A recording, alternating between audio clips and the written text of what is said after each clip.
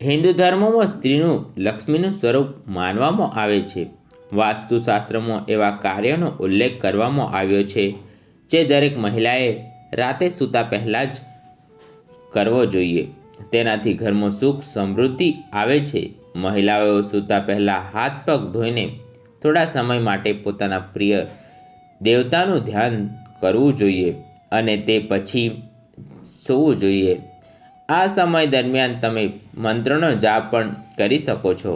આ આદત આપણા જીવનમાં સુખ, શાંતિ અને સમૃદ્ધિ લઈને આવશે. સ્ત્રીએ રાતે સૂતા પહેલાં ઘરના મુખ્ય દ્વાર પર સરસવના તેલનો દીવો કરવો જોઈએ. તેનાથી ઘરનું સુખ સમૃદ્ધિ વધે છે અને ઘર પર લક્ષ્મી નારાયણના આશીર્વાદ હંમેશા રહે છે.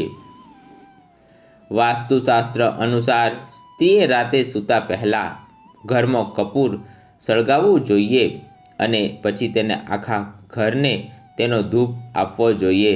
તેનાથી તમામ નકારાત્મક ઉર્જા દૂર થાય છે. કપૂર બાળ્યા પછી તેમાં ધૂપ બેડરૂમમાં પણ ફેરવો. તેનાથી દાંપત્ય જીવન સુખી બને છે અને પતિ પત્ની વચ્ચે પ્રેમ વધે છે. સૂતા પહેલાં ઘરની બધી લાઇટો બંધ ન કરો. ખાસ કરીને ઘરના દક્ષિણ પશ્ચિમ ખૂણાનો અંધારું ન રાખવું જોઈએ. જો તમે વધારે પ્રકાશમાં સૂઈ શકતા નથી તો તમે આ ખૂણામાં દીવો પ્રગટાવી શકો છો અથવા અહીં એક નાનો બલ્બ પણ લગાવી શકો છો. એવું માનવામાં આવે છે કે આ સ્થાન પર અંધકારના કારણે પૂર્વજો ગુસ્સે થાય છે. મહિલાઓએ સૂતા પહેલાં પૂજા રૂમમાં પૂજા કરવાનું ભૂલવું જોઈએ નહીં. પૂજા ખંડમાં પ્રાણાયામ કર્યા પછી મંદિરને ઢાંકીને સૂવું જોઈએ.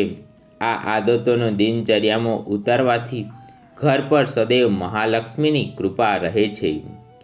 ભૂલે ચૂકે પણ આ વસ્તુ કોઈ પાસેથી મફતમાં ન લેશો. ધનના વ્યર્થ સાથે થશે. આ નુકસાન વાસ્તુશાસ્ત્રમાં ઘણા નિયમો જણાવવામાં આવ્યા છે જેને અનુસરીને વ્યક્તિ સફળતા પ્રાપ્ત કરી શકે છે. જો કે આ નિયમોને અવગણવાથી જીવનમાં ઘણી સમસ્યાઓ વધી શકે છે. વાસ્તુશાસ્ત્ર ઉર્જા પર આધારિત છે. આર્થિક સ્થિતિ સુધારવા અને સુખ સમૃદ્ધિ માટે વાસ્તુના ઘણા મહત્વપૂર્ણ નિયમો જણાવવામાં આવ્યા છે. આ નિયમોનું પાલન કરવાથી જીવન સુખમય બને છે. વાસ્તુમાં ઘણા મહત્વપૂર્ણ નિયમો જણાવવામાં આવ્યા છે જેનું પાલન કરવાથી પ્રગતિ થાય છે. આ નિયમોને અવગણવાથી જીવન મુશ્કેલીઓથી ભરેલું બને છે. વાસ્તુ અનુસાર કેટલીક વસ્તુઓ કોઈની પાસેથી મફતમાં પણ ન લેવી જોઈએ કારણ કે તે જીવનમાં દરિદ્રતા આવે છે. જાણો આ બાબતો વિશે. મીઠું. વાસ્તુશાસ્ત્રમાં મીઠાનો સંબંધ શનિદેવ સાથે છે. મીઠું ક્યારે મફતમાં ન લેવું જોઈએ. જ્યોતિષી અને વાસ્તુમાં મીઠાનો શનિ સાથે સંબંધિત માનવામાં આવે છે.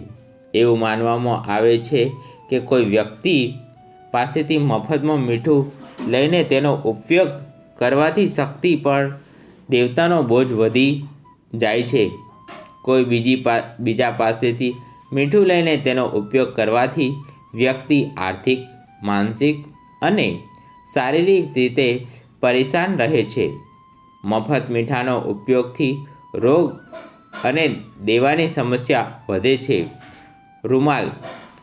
કોઈની પાસેથી મફતમાં રૂમાલ લેવો અથવા તેનો ઉપયોગ કરવો તમને મોંઘો પડી શકે છે.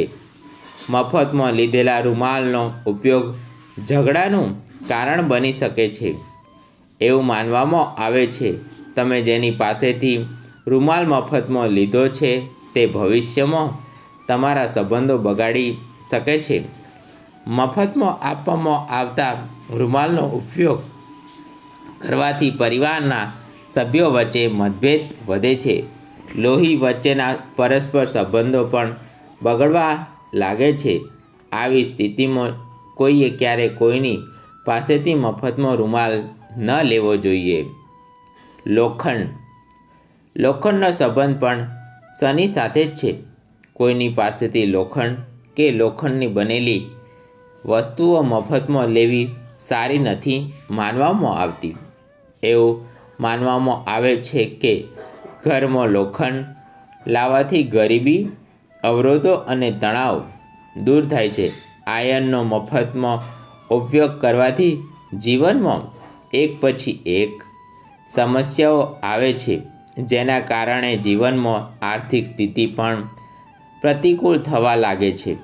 જો તમે ઈચ્છો છો તો પણ તમે ક્યારેય મફતમાં લોખંડનો ઉપયોગ કરવો જોઈએ નહીં. સોય. કોઈએ ક્યારેક કોઈની પાસેથી મફતમાં સોય લેવી જોઈએ નહીં. એવું માનવામાં આવે છે કે મફતમાં લીધેલી આ વસ્તુઓ સંબંધોને બગાડે છે. મફતમાં લીધેલો સોયનો ઉપયોગ વ્યવહારિક જીવન અને પ્રેમ સંબંધો પર ખરાબ અસર કરે છે. મફત સોય પણ આર્થિક નુકસાન કરે છે. તેથી જો તમને જરૂર હોય તો તમારે સોય જાતે ખરીદવી અને તેનો ઉપયોગ કરવો જોઈએ. વાસ્તુશાસ્ત્ર અનુસાર મફતમાં આપવામાં આવતી સોય જીવનમાં નકારાત્મકતા લાવે છે. તેલ. વાસ્તુશાસ્ત્ર અનુસાર ક્યારે પણ કોઈની પાસેથી મફતમાં તેલ ન લેવું જોઈએ. મફતમાં તેલ લેવાથી તમે મોટી મુશ્કેલીમાં મુકાઈ શકો છો. મફતનું તેલ તમને આર્થિક નુકસાન પહોંચાડી શકે છે. મફતમાં તેલ લેવાથી તમારી આર્થિક સ્થિતિ પણ નકારાત્મક અસર પડે છે. તેલનો સીધો સંબંધ શનિદેવ સાથે છે. એવું માનવામાં આવે છે કે તેલનો મફત ઉપયોગ કરવાથી જીવનમાં ગરીબી આવે છે.